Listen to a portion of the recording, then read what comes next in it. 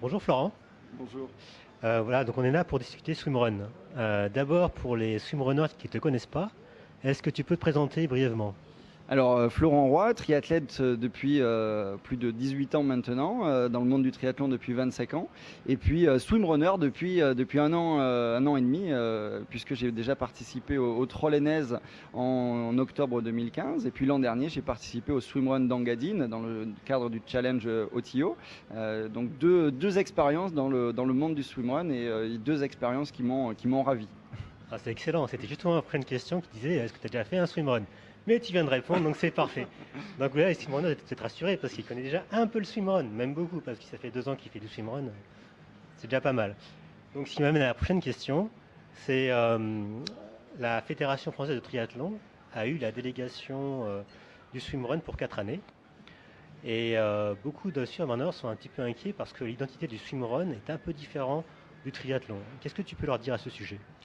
Alors, l'objectif, en tout cas le mien, hein, et j'espère que celui de la fédération de demain, ça sera de justement se servir du swimrun comme un outil, en tout cas une discipline qui va nous permettre de retrouver les valeurs qu'avait le triathlon dans les années 80 ou 90.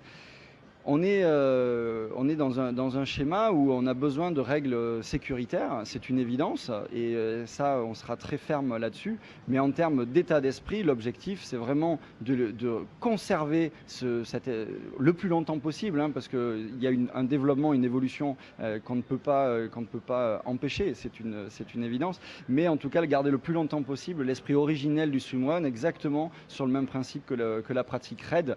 On a besoin, à mon sens, de s'inspirer de vous apporter une expertise technique et inversement de s'inspirer de vos valeurs, voilà, de sport originel, de sport nouveau pour s'enrichir mutuellement. Aujourd'hui, je pense que c'est ça l'objectif de la fédération de demain, c'est permettre à chacun de s'exprimer dans ses forces et se servir des forces de chacun pour grandir ensemble. D'accord, tu viens justement d'aborder un point qui est intéressant pour nous, à savoir que le swimrun et le triathlon vont s'enrichir l'un et l'autre. Mais notamment aussi, on peut apprendre beaucoup de la FF3 au niveau de la sécurité. Mais quelque part, le swimrun, c'est quand même aussi un certain engagement dans la pratique. Et de fait, de devoir mettre un peu plus de sécurité dans le swimrun entraîne des coûts qui sont assez importants pour les organisateurs.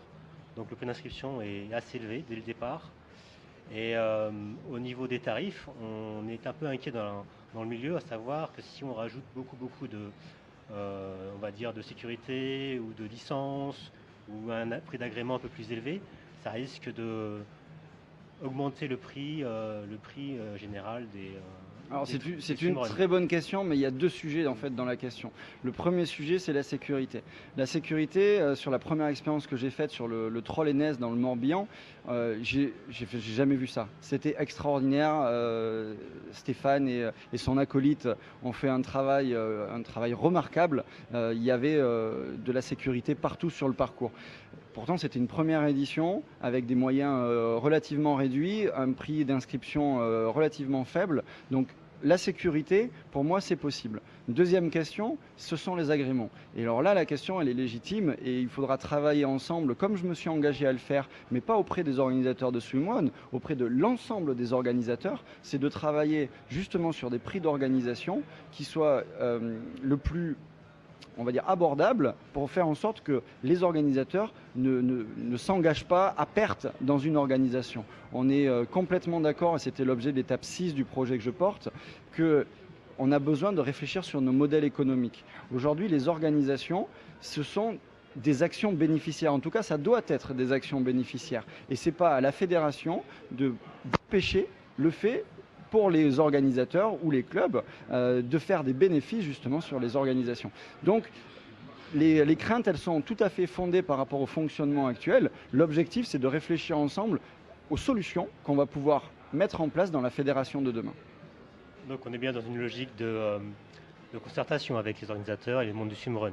C'est ce que étape 3 du projet, c'était mi-novembre et en effet, voilà, c'est un engagement solennel que j'ai pris, qu'on trouve dans les 2 ans à venir une solution sur les tarifs d'organisation pour que ça soit le plus compris et logique possible. Et comme je l'ai dit auprès d'un certain nombre d'organisateurs, l'objectif aussi de la fédération, c'est de réfléchir en transparence sur l'ensemble des projets. Aujourd'hui, payer une somme d'argent relativement importante comme pour des gros organisateurs, la problématique, c'est la lisibilité sur ce qui est fait avec l'argent. Aujourd'hui, la problématique, elle est là. Le but, c'est de faire en sorte que le projet fédéral, à travers son budget, soit parfaitement transparent dans la lecture et qu'on sache exactement à quoi servent les fonds qui sont reversés à la fédération et aux ligues. Merci pour cette réponse. Une dernière question. Est-ce que tu comptes faire des swimruns en 2017? Alors j'en ai 2 de prévus, oui. Normalement je devrais faire avec une amie le swimrun à Vassivière et puis j'ai également un autre ami à qui j'ai promis d'en faire un si je gagnais l'élection et puis dans tous les cas on le fera quand même ensemble, donc il ne nous reste plus qu'à définir une date. Donc logiquement 2 swimruns de prévus en 2017. Merci Florent. Merci à toi.